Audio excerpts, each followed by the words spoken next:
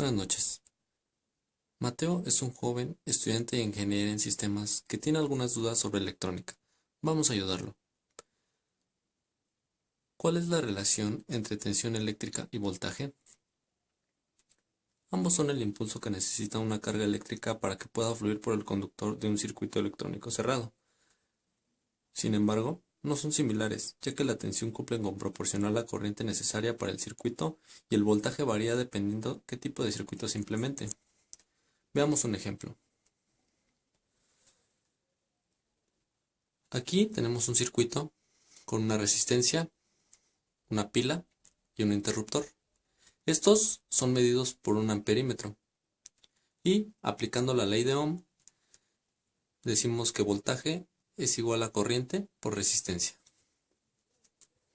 La siguiente pregunta es, ¿por qué es importante saber la intensidad eléctrica de un circuito? Porque de lo contrario no tendríamos noción de cuánta es la corriente que circula por el conductor eléctrico.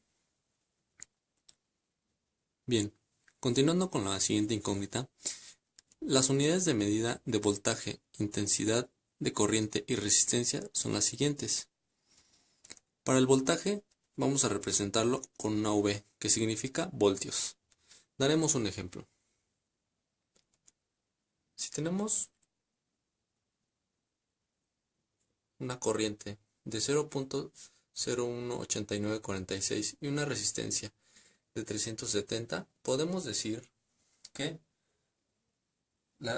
el voltaje es de 7.01, ya que este se obtiene al multiplicar la corriente por la resistencia, con la siguiente fórmula. Bien, la intensidad de corriente se identifica con la letra A, que significa amperes. Esta se obtiene al dividir voltaje entre ohm. Por ejemplo, si tenemos una resistencia con valor de 370, un voltaje de 7.01, la corriente sería de 0.018946 ohmios, amperes. La resistencia es así, se identifica por ohms, que significa ohmios. Se obtiene al dividir voltaje entre corriente.